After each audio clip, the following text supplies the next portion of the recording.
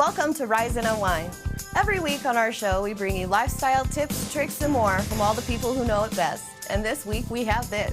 And they are nice cars. They are substantial cars that don't feel cheap. They're affordable, but they're not cheap. You're going to be getting standard touchscreens that are very high quality, standard safety features, and in-car technology that people should expect and that we want people to have. We're going to put that in a shaker tin filled with ice, give it a little shake. Don't forget to smile, okay? I want to be the AI state, and a lot of people are concerned that bringing on new data centers will cause their utility rates to go up. 14 million Americans suffer from this condition each day in the United States. And so many of us know family members who have suffered from depression, family friends, and many of us ourselves have probably had moderate or severe depression. And if you are a patient that during your pregnancy develops high blood pressure, you're at about a 2 to 4 times greater risk of having high blood pressure outside of the pregnancy and a 2 to 4 greater risk of having cardiovascular disease outside of the pregnancy. All that and more on Rise and Unwind. Do you ever notice how holiday gatherings look a little different these days?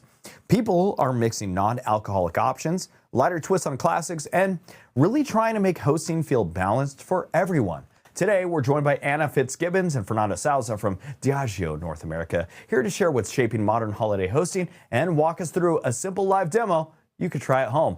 Anna, Fernando, welcome to the show, you two. How are you? You're doing well, thanks. How are you? I'm doing good. Okay.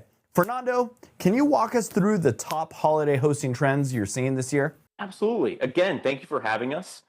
So social occasions and social interactions are really taking more of a mindful approach with a focus on balance, wellness, and intention. And with that comes empowerment. And really what I like to think the leading trend is choice, making sure that consumers understand that there's choices no matter where they are, hosting at home, out in bars and restaurants, or even at your holiday party. Being able to really understand those choices between full serve alcohol cocktails, lower alcohol cocktails, and of course, non-alcoholic cocktails. Those are really, really trending right now. And keeping those trends in mind, what are you going to show us today in your little demo? Yeah, so today we're going to be showcasing a cocktail called the Citrus Flame, and that is a vodka-based cocktail utilizing the Smirnoff Spicy Tamarind Vodka. We're also utilizing a staple this month, which I'm sure everyone has in their freezer right now, getting ready for the holidays, and that's vanilla bean ice cream. I recommend as a pro tip just to melt that ice cream before throwing it in your cocktail shaker with everything else. But again, that spicy tamarind vodka, a little bit of vanilla bean ice cream, a touch of cane sugar, and freshly squeezed lime juice. That's just going to balance everything out. We're going to put that in a shaker tin filled with ice, give it a little shake. Don't forget to smile, okay? Perfect, all right. Just want to shake it 5 to 10 seconds. You really want to make sure you emulsify all those ingredients together. And then grab your favorite cocktail glass. I love these beautiful Nick and Nora glasses. It really just elevates and gives it a nice elegance to this cocktail serve. And look at that color pop. It's like really, really beautiful and decadent for this time of year. But of course, it wouldn't be the holidays without a proper holiday garnish. So that's what we have for you today, with a little bit of dark chocolate shavings just right on top, and then some aromatics and a little pop of color with some lime zest. And you can find this recipe in our Serve and Sip book, which Anna will run you through a little bit on that as well. All right, so what are some ways that people can practice more mindful hosting this holiday season? Yeah, so mindfulness is all about intentionality and it's all about caring. And so I always like to think if I'm hosting, I'm taking care of those who I've welcomed into my home. And that means really thinking about their journey from the moment they walk in through the door to the moment they leave. So I like to welcome my guest with a non-alcoholic cocktail so that everyone feels included as they're coming in. And then I like to have a couple of different options for them, maybe a theme if I'm feeling super festive, and tie those cocktails, whether they're non-alcoholic, lower alcohol, or traditional ones, with my food pairings. Offer some water. It can be some infused water. That's a really fun way to kind of have some fun and show off. And then I also like to make sure that they have a safe plan to get home. So really welcoming them and making sure they leave responsibly. But in between, my favorite tip is kind of counterintuitive.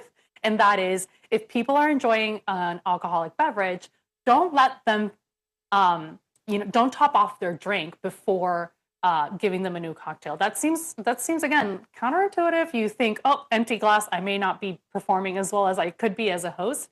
That's actually perfectly fine. By letting them finish their one drink before pouring a new one, you're helping them keep track of how much alcohol they're actually consuming. And that way they can decide whether they want to zebra stripe for the evening or if it's maybe time to call it a night. Excellent. All right, where can our viewers go if they want more tips and maybe some resources? Yeah, so if you want to find out how to make this amazing cocktail, which by the way smells so good, and can be made with no alcohol or lower alcohol, as can any other cocktail in our book, it is absolutely free at Diageo.com/serve-and-sip3.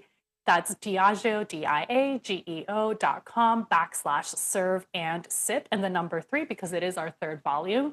And if you want to know more about how alcohol affects your mind and body, you can visit drinkiq.com. Hey, I want to thank you too for joining me this morning. Thank you. Thank you. Finding the right depression treatment can take weeks, sometimes months, and for a lot of people, that wait is the hardest part. Now there's a brand new FDA-cleared option called Accelerated Deep TMS, also known as Swift, offering relief in just days. So joining us is Dr. Richard Bermudez, Chief Medical Officer at BrainsWay, to walk us through how this works and who can help. Dr. Bermudez, welcome to the show. How are you? Good morning, Dan. Great to be with you guys today. All right, to start us off, why is there such an urgent need right now for faster and more accessible depression treatments? Well, all of us probably have been affected by clinical depression in some way. 14 million Americans suffer from this condition each day in the United States. And so many of us know family members who have suffered from depression, family friends, and many of us ourselves have probably had moderate or severe depression, but just kind of keep pushing through it. So it's a big problem, but the good news is that with this new protocol, we're actually seeing phenomenal results in as little as 3 to 6 days. So for anyone just hearing about it for the first time, what exactly is Swift and how does this accelerated deep TMS approach work? Yeah, deep TMS, it's a mouthful, transcranial magnetic stimulation. Simply put, we're using a magnetic field to allow the brain to stimulate the brain's natural chemistry to heal itself. So it's a very natural treatment. Again, magnetic field specifically targeted at each person's depression spots, so to speak. And we're seeing results in as little as 2 to 3 weeks. Remission rates, so no depression, depression-free in 8 out of 10 patients, depression-free in 8 out of 10 patients. So we are blown away by these results. Just got FDA cleared in September of this year. How does this have and its effectiveness stack up against more traditional treatment options? Yeah, traditional treatment options. There's a lot of them now for depression, which is great news. The conventional treatments for depression that are kind of endorsed by the American Psychiatric Association include, TMS, as well as the Swift protocol, but also include talk therapy, as well as medications for depression. Unfortunately, these treatments are not as effective. Only 1 out of 3 patients obtain remission. 1 out of 2 get a 50% reduction in their depression. And a lot of times it takes up to 12 to 14 weeks to find the right treatment and get these results. So with the Swift protocol, we're getting treatment done in 6 days, and our three-week results are at 8 out of 10 people get remission. 9 out of 10 actually get at least a 50% reduction in their depression. And since every patient's situation is different, how adaptable is this treatment to individual needs? Yeah, so the first step is an individualized personal assessment at one of our BrainsWay centers, and then we take a holistic approach. So we'll make helpful suggestions about exercise habits, dietary changes that will improve the brain health, and then we implement the Swift protocol, and we target the individualized places that are causing the depression. So just from an anecdote, I've been doing this treatment for the last 6 months at some of the BrainsWay clinics, and we're seeing patients sort of wake up from their depression in 1 or 2 days. Some of the patients are saying, music sounds differently, or, I feel more connected with my family. So these are the things we're seeing in real world patients as well, not just in the study patients. All right, doctor, where can our viewers go for more information if they want to learn more about Swift? So you can visit us at brainsway.com, and there's a Find a Provider button where you can visit one of our clinics. I want to thank you for joining me this morning, doctor. Thank you. Really appreciate it. Car prices these days can feel a little wild, but Cars.com says that there's still great new cars under $30K. Real options for families, commuters, and first-time buyers. Today, we've got Joe Bruzek, Managing Editor-Director at Cars.com, here to break down their top picks. Hi, Joe. How are you today? I'm doing well. Thanks for having me. So, Joe, what surprised you the most when you made this list? Yeah, for under $30,000, you're not going to be driving a bucket of bolts.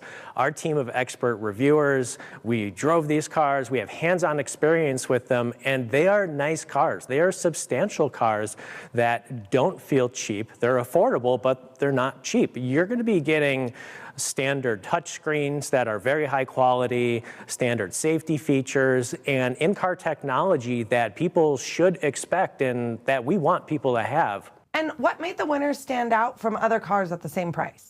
Yeah, so we were looking for cars that consumers could actually go out and find. You'll often see a deal on something and it only applies to a needle in a haystack car that you can't find. Well, we wanted cars that were available in the thousands, so anyone in the country could go find one.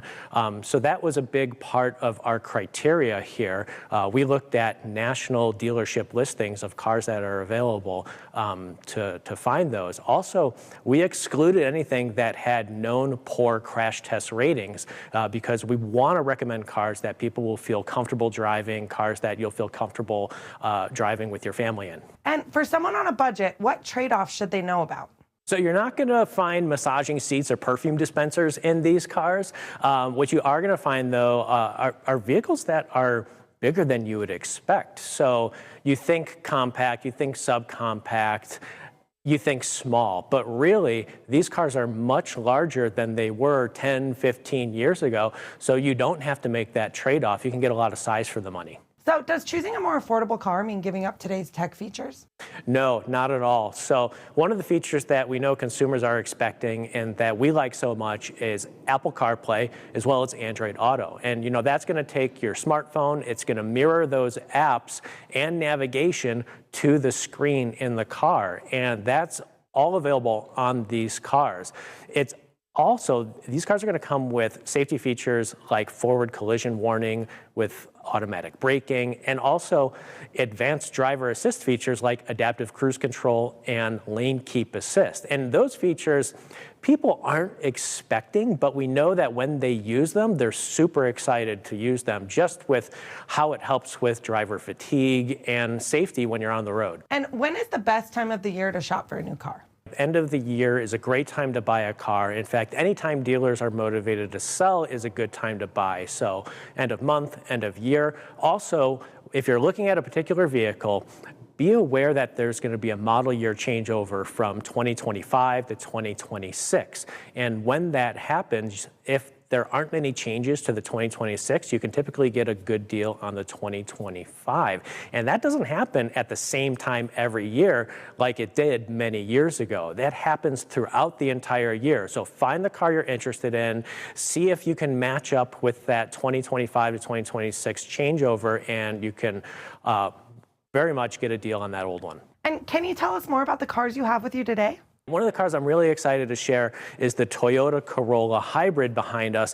Now, this is a $26,000 car that gets up to 50 miles per gallon. And compared to the average fuel economy of a new car, that's going to save you thousands of dollars over the lifespan of the vehicle. So the Corolla is something that's super excited. I'm super excited to see on this list. Also, that Chevy Equinox, that's a compact SUV. That's an SUV that's going to be good for small families. It fits car seats really well, and it is just under $30,000 for that entry trim level. And where can viewers go for more information? Viewers can find the full list at cars.com/news. Joe, I want to thank you for being here with me today. Thank you. Appreciate it. Nearly half of adults in the United States have high blood pressure, and many don't even know it. The American Heart Association and the American College of Cardiology just released a new high blood pressure guideline offering important updates for everyone, especially women. Joining us today is Dr. Rachel M. Bond, an American Heart Association volunteer expert, to share what women need to know at every stage of life. Welcome to the show, Dr. Bond. How are you? I'm wonderful. Thank you for having me. The American Heart Association recently released a new high blood pressure guideline. What do people need to know about it? Yeah, so the American Heart Association and the American College of Cardiology did release a new blood pressure guideline. Things that have not changed are how we define high blood pressure. First step is understanding what's normal blood pressure. So normal blood pressure is usually anything less than 120/80. Anything above that is elevated up until we get to the first stage of high blood pressure. Those are numbers above 130/80. And then the second stage, that's usually above 140/90. The higher our blood pressure is, the higher our risk of heart disease. And why this is so critical, it's unfortunate that when it comes to high blood pressure, a lot of times there are no warning signs. There's no signs and symptoms. It's very silent. So the only way for you to understand if you have elevated blood pressure or high blood pressure is to go to the doctor and get your blood pressure checked on a regular basis. And let's talk about blood pressure and pregnancy. What should women know during that stage of life? One thing that the guidelines wanted to highlight was that there are different stages in a woman's life that can actually impact their blood pressure and their overall cardiovascular health. One of those stages is during pregnancy. Pregnancy, for all intents and purposes, is a female's first stress test. With the hormonal changes, a lot of times that could negatively impact their blood pressure. And if you are a patient that during your pregnancy develops high blood pressure, you're at about a 2 to 4 times greater risk of having high blood pressure outside of the pregnancy and a 2 to 4 greater risk of having cardiovascular disease outside of the pregnancy.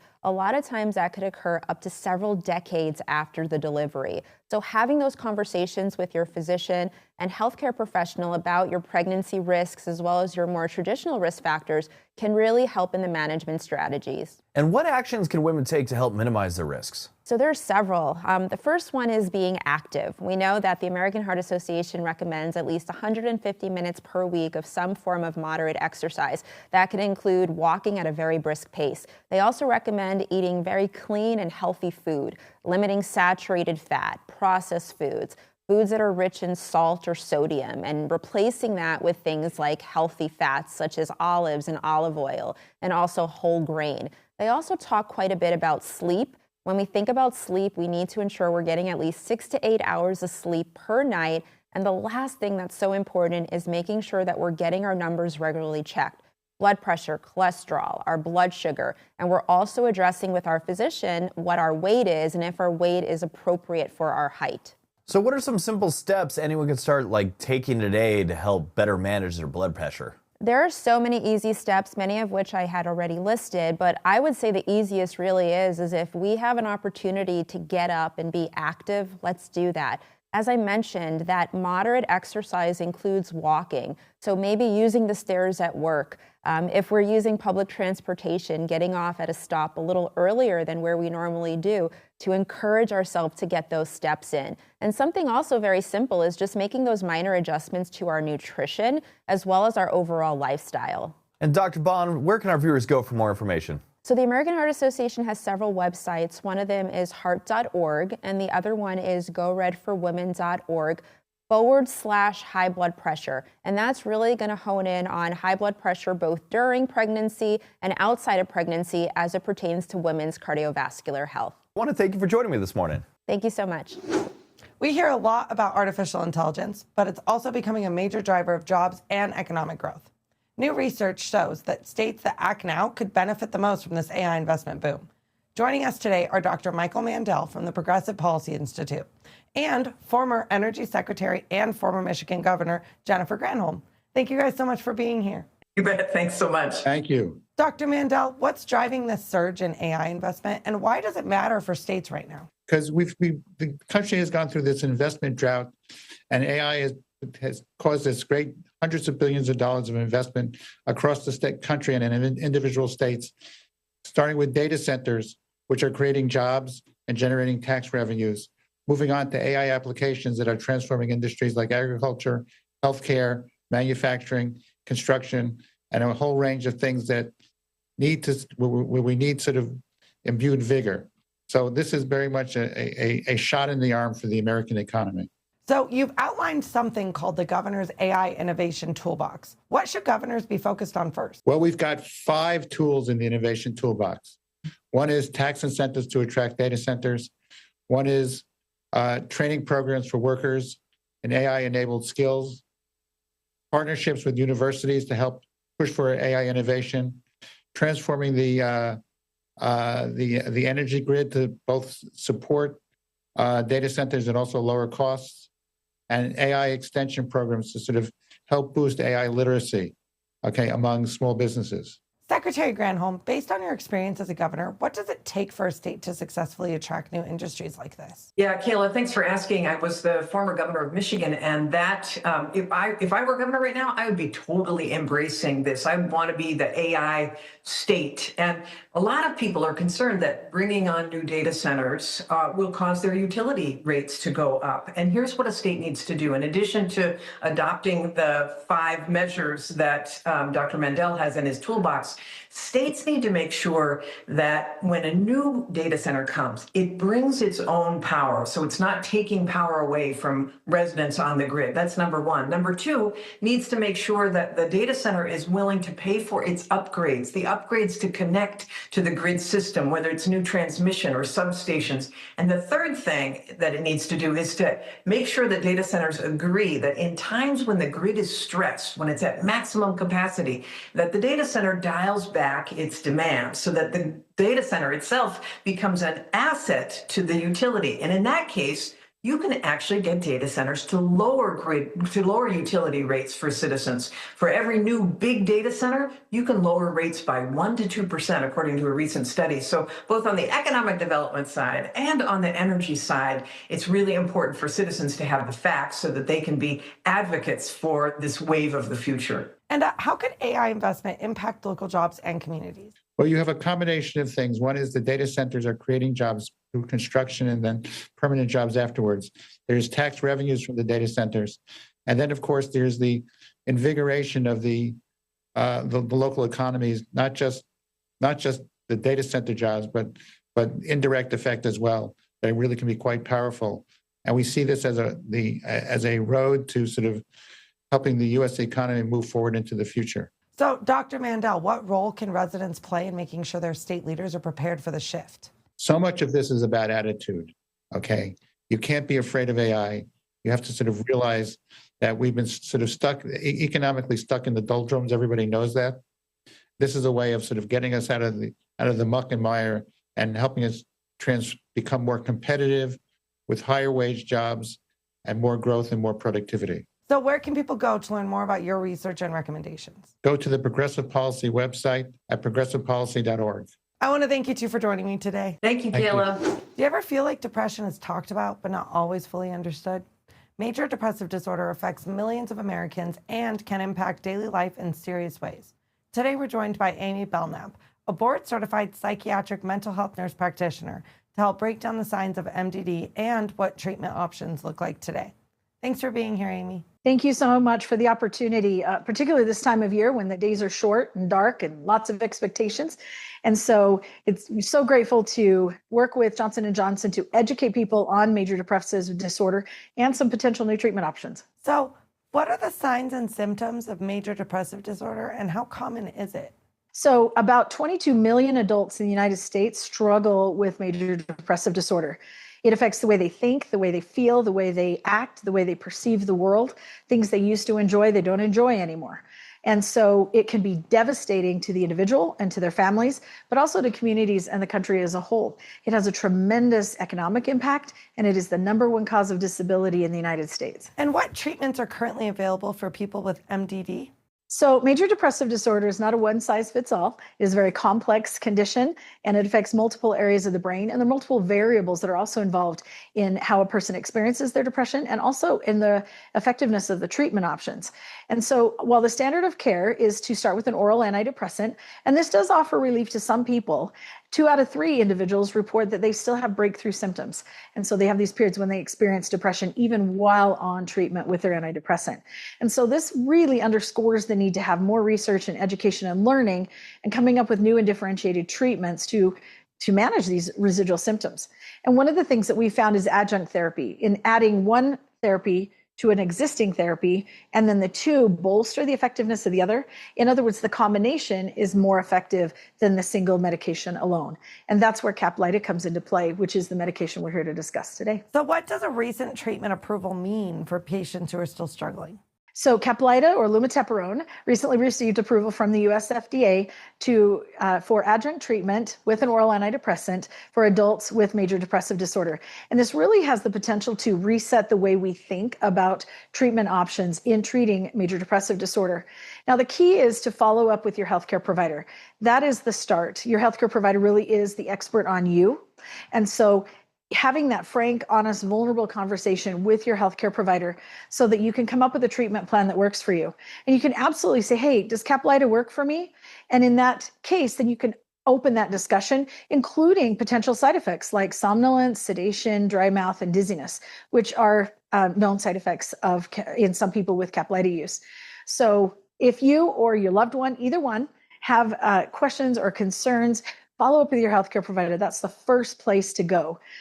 There is an excellent resource that I found called caplyta.com, CAPLYTA.com, and it gives you some ideas about depression and about some treatment options, and it can give you some conversation starters with your healthcare provider.